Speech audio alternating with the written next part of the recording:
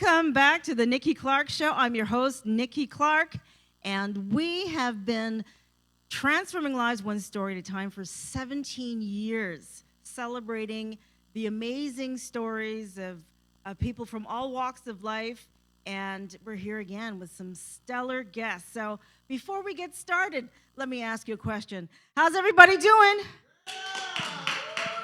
Amazing, amazing. And this is the first show of the season. We've got a gentleman who's here for the second time on the stage. So we are here spotlighting leaders who are building bridges towards equity, belonging, and social impact. And our guest is the founder of Inclusive Communities Consulting, an organization dedicated to creating spaces where every individual feels valued, heard, and supported. Through innovative programs, courageous conversations, and community-centered strategies, Inclusive Communities is helping reshape the way organizations and neighborhoods approach inclusivity. So please put your hands together and welcome the founder, William Barber.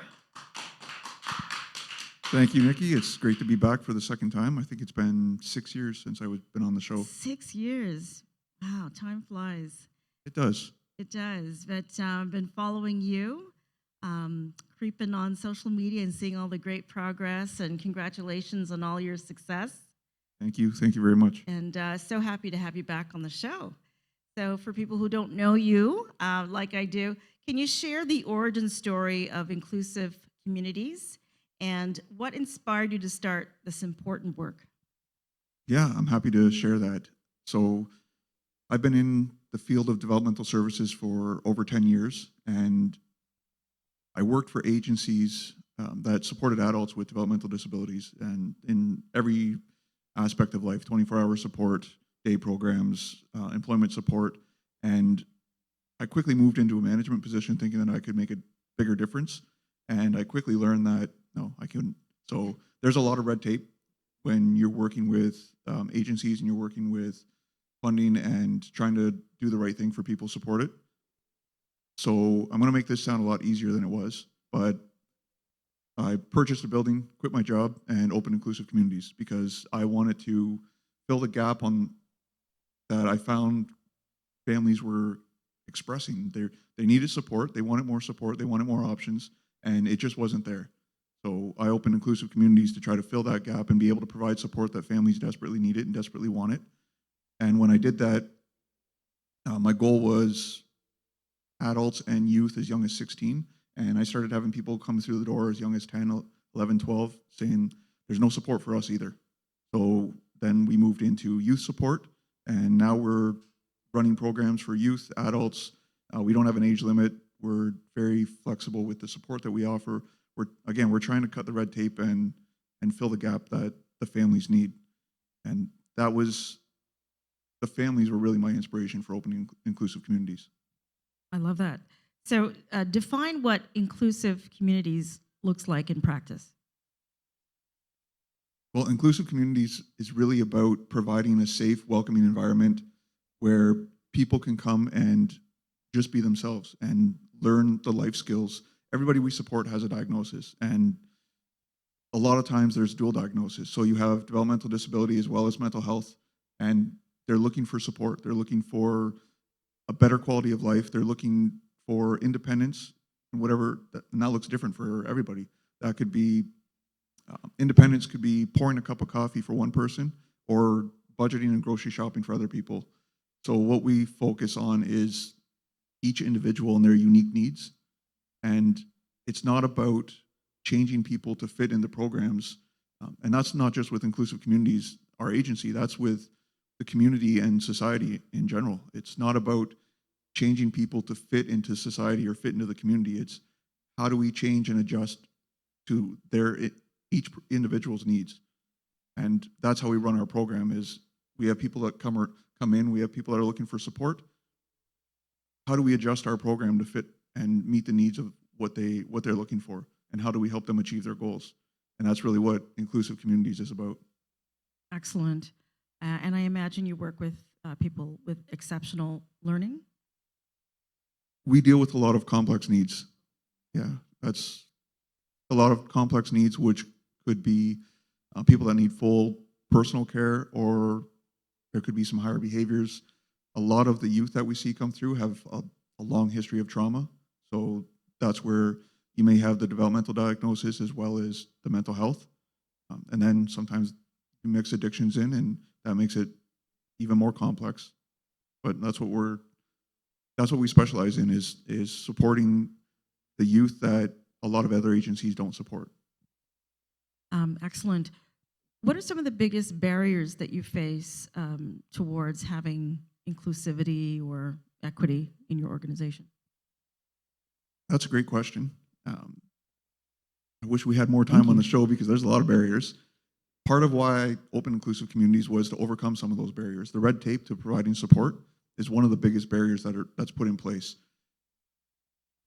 When you have adults or youth that have a developmental disability, there's different agencies that provide support, but when you have a developmental disability and then you have a mental health diagnosis and then you add in addictions, it makes it very difficult to find agencies that will support, because what I'm finding is if there's a developmental disability, agencies that support with mental health don't want to support because they specialize in mental health. If you have the mental health diagnosis, agencies that support with developmental disability don't want to help.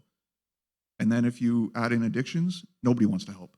And we've have personal stories of supporting people that have had a developmental diagnosis, mental health struggles, as well as addictions, and we've been left on our own to try to figure out supporting that person or supporting the youth that we've had. So those are some of the big barriers. I think there needs to be more collaboration between agencies, more partnerships, and get rid of the red tape, get rid of the excuses for providing support to people that are falling through the cracks. Describe what that red tape looks like. Is it more paperwork, more accountability, funding? What is the red tape? I imagine the delay is what you're inferring. I would say all three. So there's a lack of funding. There's a lot of requirements that people have to meet to be able to receive services from different agencies, where at Inclusive Communities, we make it a lot easier. It's come and meet with us, and if we can provide support, we provide support. There are times that we can't, and we will be honest about that, and we might not be the right fit, but at least you have to be honest about it, and then be able to connect people that need the support with the agencies that can support. So, can you share a success story? Absolutely. We have a youth. So when we opened up, it was a day program, overnight respite, because there's a lack of overnight respite throughout Ontario, and a youth program.